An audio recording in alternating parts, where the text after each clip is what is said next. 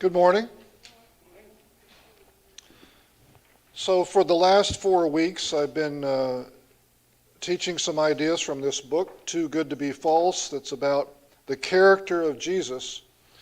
And we've looked at how the character of Jesus does not fit someone being just a teacher in a variety of ways. He's not just a rabbi or a teacher. As we see his character revealed in the Gospels, he exhibits unique qualities that we can't find in anybody in the ancient world.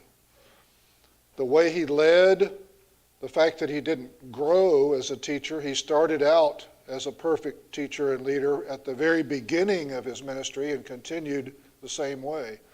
The fact that he claimed authority, he healed and forgave sins, not by asking the Father to do it, but by declaring it himself, for example.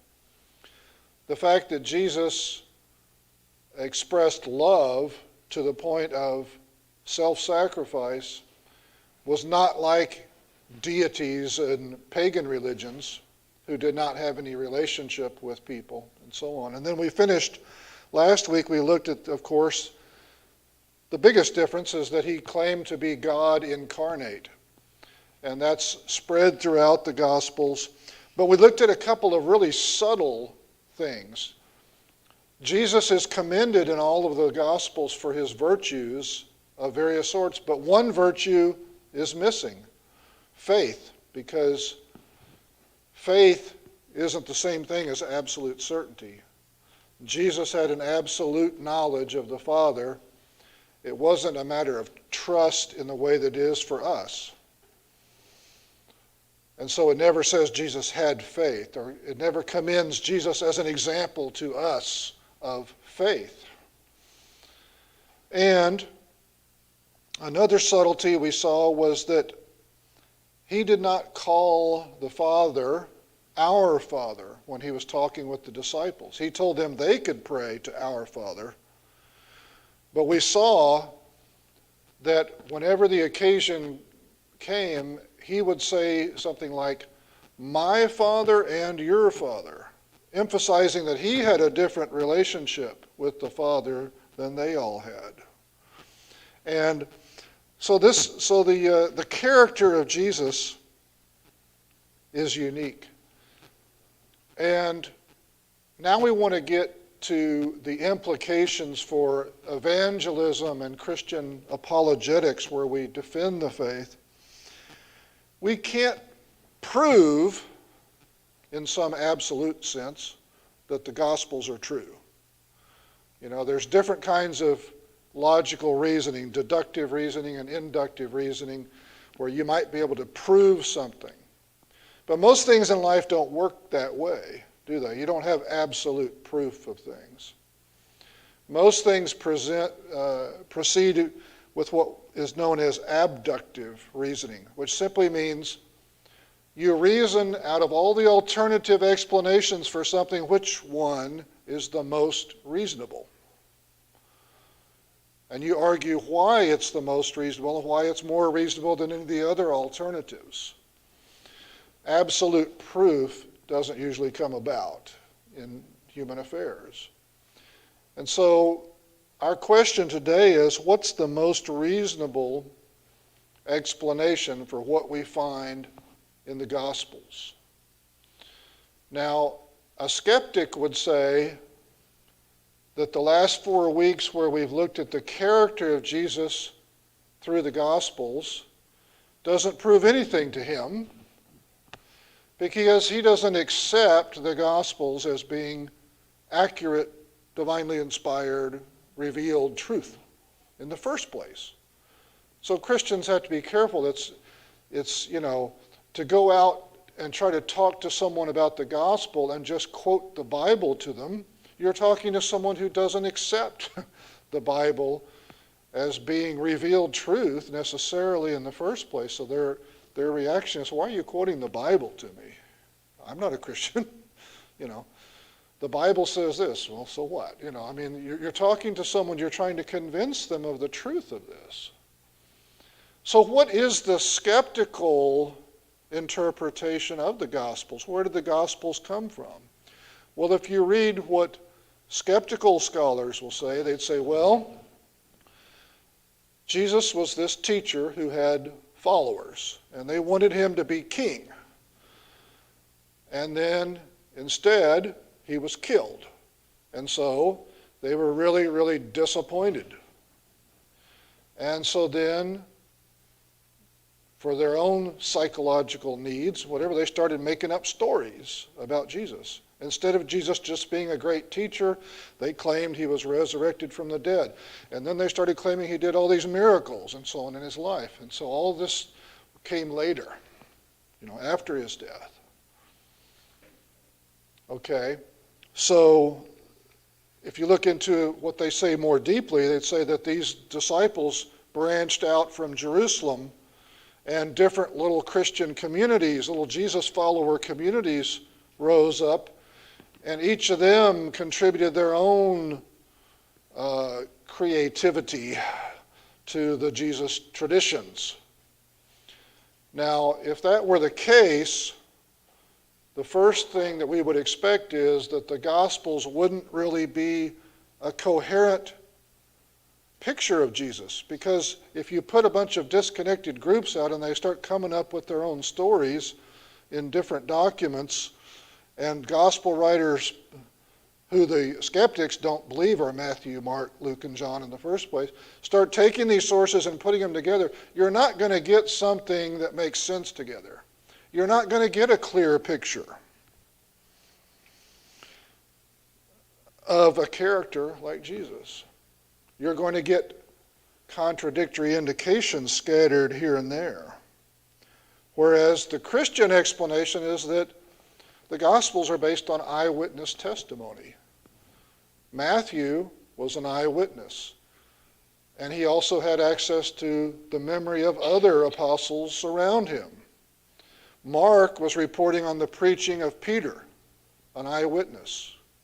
Luke went around and interviewed numerous eyewitnesses. In fact, we have a pretty good idea of when he did it, because late in the book of Acts, Paul was taken from Jerusalem over to the coast. He was held under arrest for 2 years before they sent him off to Rome, where he had the shipwreck and landed on the island of Malta and so on, that we find in the last few chapters of Acts. What do you think Luke did during 2 years of waiting? When you look through the Gospel of Luke, you see the signs of what he did. You see stories in Luke that look like they came from Mary, mother of Jesus, just to take an example. And so the Christians we have our explanation for where these Gospels came from. And then there's an alternate explanation. So which one is the more reasonable explanation? Well, there's lots of approaches to Christian apologetics, and I've taught some of them in the past, addressing how the Bible fits in with historical sources, archaeology evidence, answering supposed contradictions, and so on. And that's all fine, and we'll get back to that sometime. But for right now, we're dealing with the character of Jesus. How does the character of Jesus in the Gospels make any kind of apologetic argument? Now, the author of this book, Tom Gilson, when he was writing the book and thinking of all these ideas, traveled around, and at conferences and churches, he would do presentations, and he would put up on a board, he would say, first, let's make a list. Who are the most powerful people in history or even in fictional literature that you can think of, but let's leave the Bible aside. Let's leave all Bible characters aside for the moment.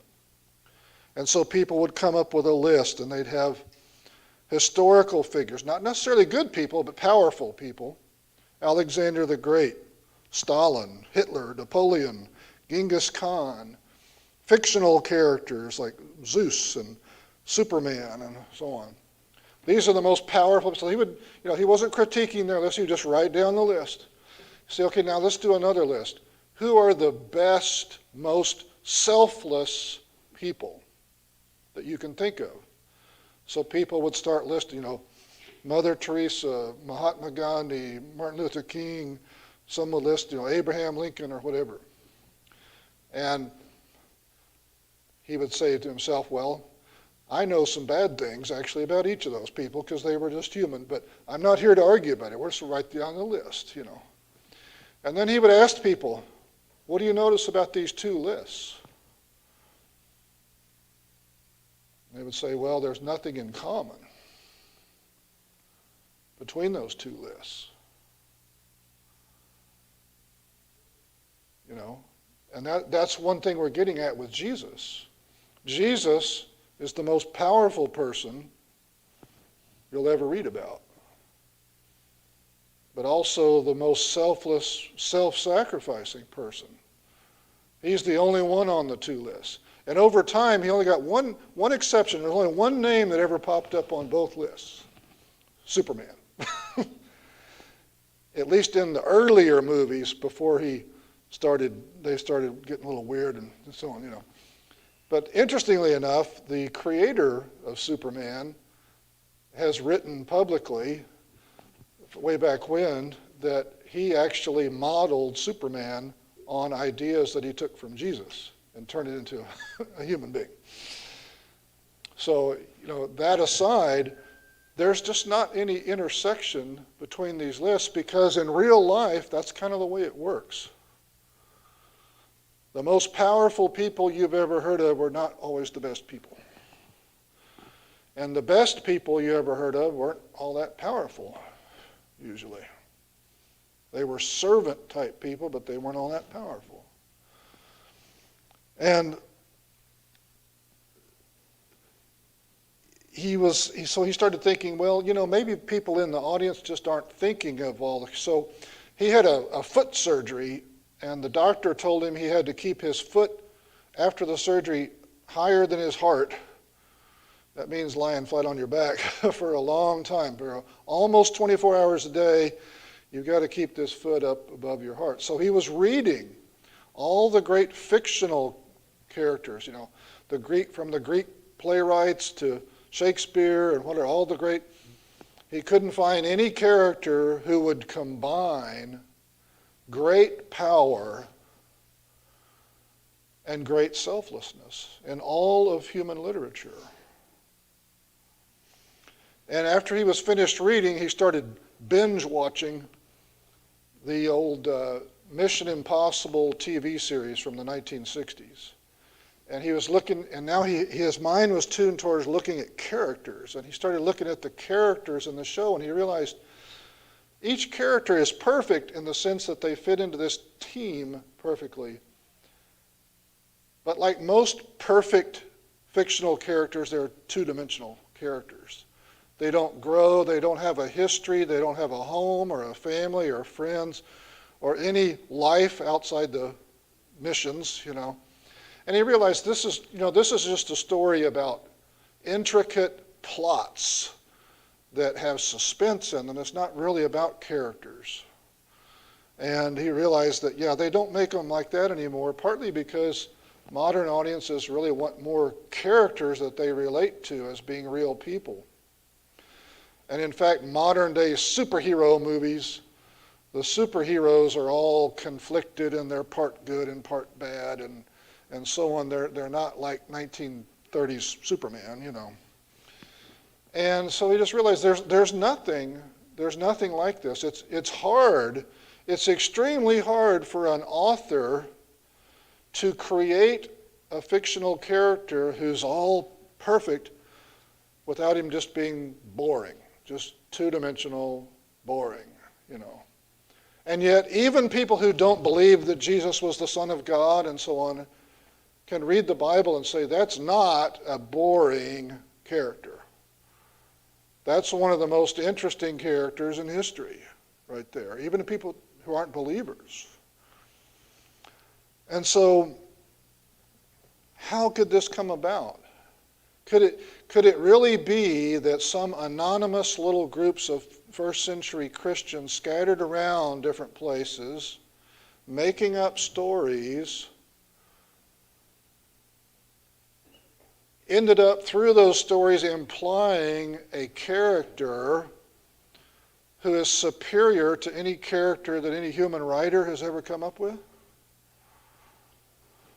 I mean, at one point he said, maybe skeptics really do believe in miracles, after all, because that would be a miracle.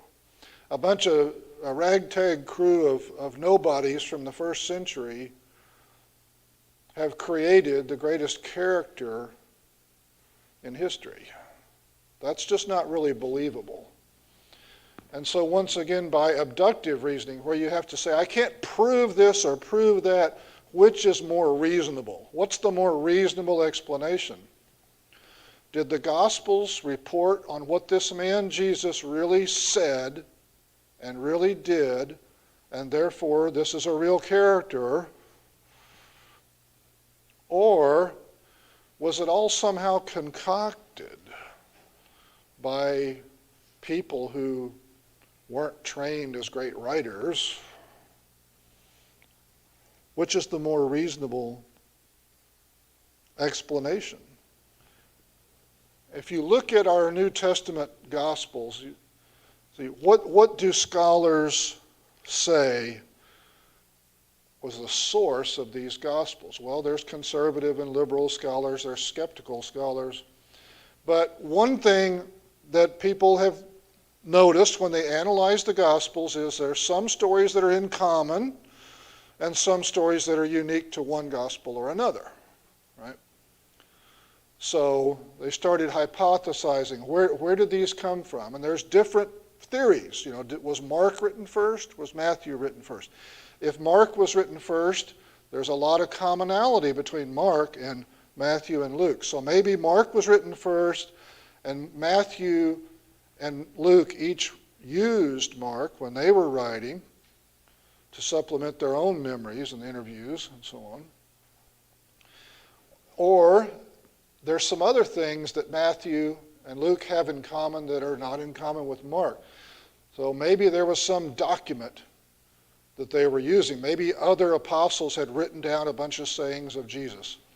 German scholars called it the Q document because there's a word that means source in German. It happens to start with the letter Q. And so they have these theories, but then there are things that are unique to Matthew. So they say, okay, maybe there was an M document, M for Matthew, and an L document for things unique to Luke. Now, from a Christian perspective, that just means that when Matthew was reading Mark, he said, there's things that are not in here that I want to add. There's things that I want to say because I'm writing for a Jewish audience. I'm trying to convince Jews that Jesus was the Messiah they were waiting for.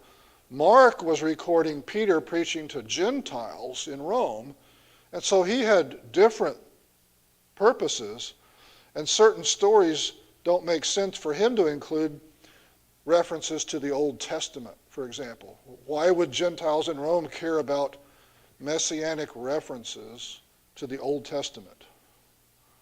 They don't know anything about the Old Testament. They're Gentiles in Rome. But Matthew wants to tell Jews, this is the Messiah you're waiting. So Matthew's full of references to the Old Testament, to messianic prophecies and typology and so on. Matthew's full of Jesus correcting the teachings of the Pharisees. For a Jewish audience, that's a big deal. For a Gentile audience in Rome, maybe not such a big deal, except to reveal some of it. So that's what makes sense to me. But from the skeptical scholars, all these little Christian communities are off spinning their yarns independently of each other, and all these documents are coming about over a period of decades from that process, and they have words like improvisation and creativity and myth-making that they attach to that process. And so the M document and the L document, they hypothesize are actual documents. Okay, but wouldn't those documents then reveal different characters of Jesus? if these people are all spinning yarns independently of each other, how do they come up with the same picture of Jesus? And they do. Because, for example, what's unique to Luke? Well, he's got more details about the birth of Christ. And he's got a whole story about the birth of John the Baptist and Mary visiting Elizabeth, the mother of John the Baptist, when they're both pregnant and so on. To a Christian, it's obvious that the simple explanation of that is that Luke interviewed Mary. But it doesn't reveal a different character of Jesus. Then there are parables that Luke has that are unique to Luke. There's the parable of the Good Samaritan. There's the parable of the prodigal son. Those are the two most famous that are found in Luke. And those are good teachings for us, but they don't alter our picture of the character of Jesus that we've been talking about, right? So that's the L material. What about Matthew? What's the M material? What's unique to Matthew? Well, mostly there's 8 parables that are found only in Matthew. They relate mostly to the kingdom teachings of Jesus, the kingdom and the judgment day, the parable of the tares, of the weeds growing up in the wheat field, the treasure hidden in the field, followed by the pearl of great price, 2 short little parables. There's a parable of an unforgiving servant. His master forgave him an impossibly large debt, but then he wouldn't even forgive his fellow servant. Okay, so these are examples. There's the parable of the workers in the vineyard. Some of them worked all day, some only worked half the day, some worked just the last hour, and they all got paid the same amount of money, and they were complaining about it. These are all insightful parables for us to learn about the kingdom, to learn about forgiveness, to learn about the judgment. But they're just additional details because in other Gospels you also have parables about those same subjects that are in common. There's nothing new about the character of Jesus in the material unique to Matthew, just like there's nothing new in the material unique to Luke. So how can these little communities that aren't fact-checking each other, they're not in communication with each other, they're scattered around the Roman Empire in the first century concocting these stories about Jesus, how can they present the same character of Jesus? It's not a very reasonable explanation, really. You might say that this oral tradition of making up stories and telling stories should be considered a truth scrambler. That's the phrase that he uses. You put the truth in like the game of gossip, and out the other end comes something that's not exactly what we started with. Well, in that case, you would expect to see gospels that are like that. You'd expect to see different Jesus. We'd be talking about the way Jesus looks in Matthew as opposed to the way Jesus looks in Mark or the way he looks in Luke. That's not the case. It's the same character of Jesus that we've been talking about all along. Not only that, what about the other characters in the gospel? Peter looks the same from one gospel to another. James and John, the brothers, look the same from one gospel to another. If there were little Christian communities with their own traditions, then you might expect one community might have like James and John be foremost, and another one might have Peter be the most vivid, whatever. That's not the case. These Gospels are consistent in the characters that they portray. What's the most reasonable explanation for that? I don't think it's that there were a bunch of different communities creating stories separate from each other. I don't see how that's possible. And in fact, we do have examples of separate communities making up stories. Because in the 2nd century, some non-canonical gospels that we don't have in our Bible were arising in little heretical communities. And when they make up stories, for example, we don't have a lot of childhood stories of Jesus, right? So people are curious, what was Jesus like as a child? So some of these gospels will make up little stories. In one of them, little boy Jesus is playing with his playmates, and they make him mad, and he zaps them and kills them right there on the spot. Now, that satisfies list number 1, the most powerful people. List number 2, the most selfless, loving. Well, that's kind of fallen short there, In the Gospel of Thomas, which is just a Gnostic heresy, and it's not really a gospel, it's a collection of sayings. There are no stories, there's only sayings. But in the Gospel of Thomas, which, occasionally you're watching one of these TV shows and they have all about the lost gospels.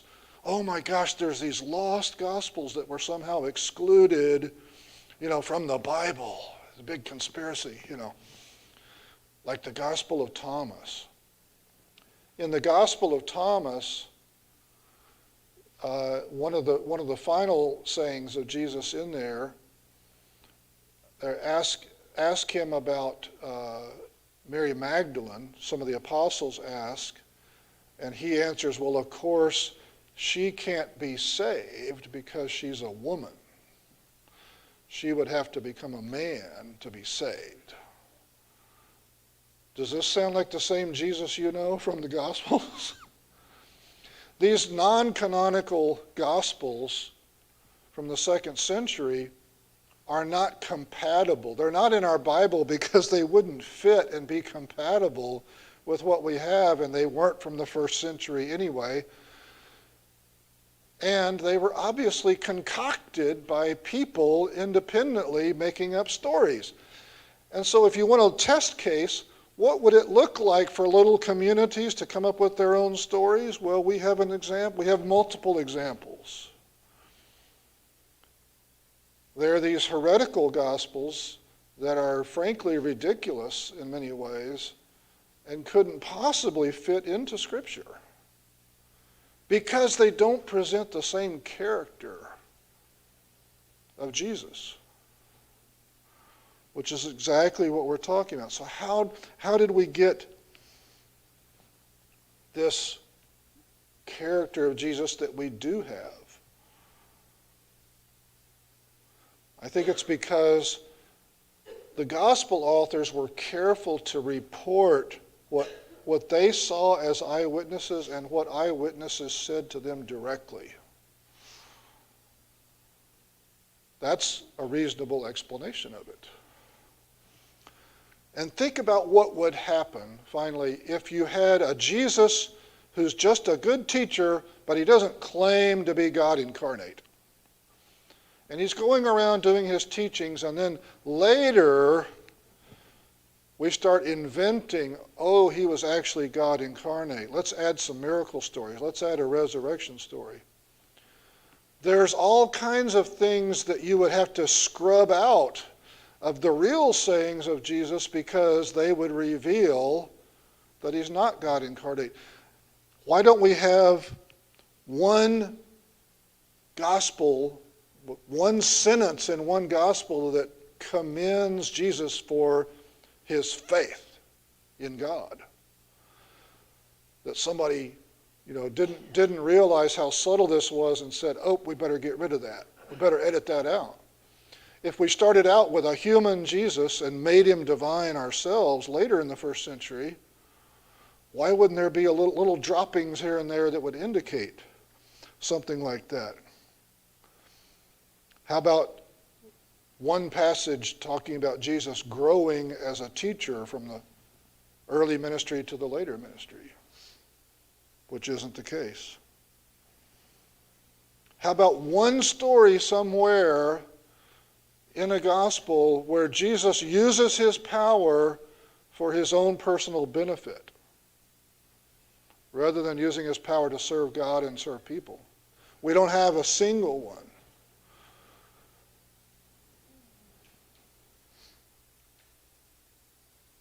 How about the Our Father that we talked about, where instead he would be careful to say, my Father and your Father? Think how subtle that is. I don't know of any Christian, that may be my ignorance, but I don't know of any Christian author before the 1800s who even noticed that. In the early 1800s, there was a Christian writer who said, hey, has anybody ever thought about this? Jesus, when he's talking with his disciples, never talks about our Father. Now that's a very subtle thing. But if Jesus had just been a human teacher, and later his followers made him divine, then the sayings and stories of Jesus should include something like that, that's so subtle that nobody would necessarily figure that we better edit that out. If Christians went for centuries before they even thought about it, hey, no, look at this. He never says our Father when he's talking with it, then why would I believe that some little nameless communities would all make sure they didn't have something like that in the gospel? It's way too subtle, way too hard to believe. So once again, can you prove it? No. What's the most reasonable explanation for why we have this picture of Jesus that's consistent? And that we don't have any little residues of back when Jesus wasn't divine yet because we hadn't made him divine yet. Why don't we have any of that scattered through the Gospels? What's the more reasonable explanation? These Gospels read like witnesses are reporting what happened. And that's why they came out that way. That's the most reasonable explanation. And really, the whole issue that leads to skepticism that we're not going to talk about here is that a lot of people start out with the assumption, I don't believe that there could ever be such a thing as a miracle. Therefore, I don't believe this. I don't believe that there's a God, that there could be a God incarnate doing miracles on earth. Of course, that's just assuming the conclusion of the whole discussion, basically. If you start there, you end up there. But if you don't start there, it's not a reasonable theory that all this got concocted by improvisation and myth-making and creativity and so on, because it wouldn't turn out this way. You wouldn't have this character, Jesus, that we have consistently. Thank you for your time. I'm going to go get a few pancakes. I hope some of you are too. Thank you. Thank you.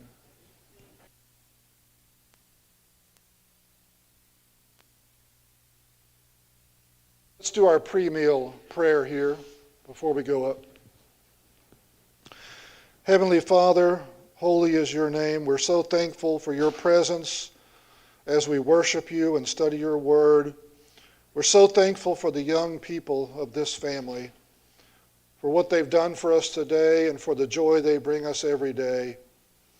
Help us, Lord, to be stewards of what you give us, and especially to love and lead our youth, to show them our gratitude today. In Christ's name.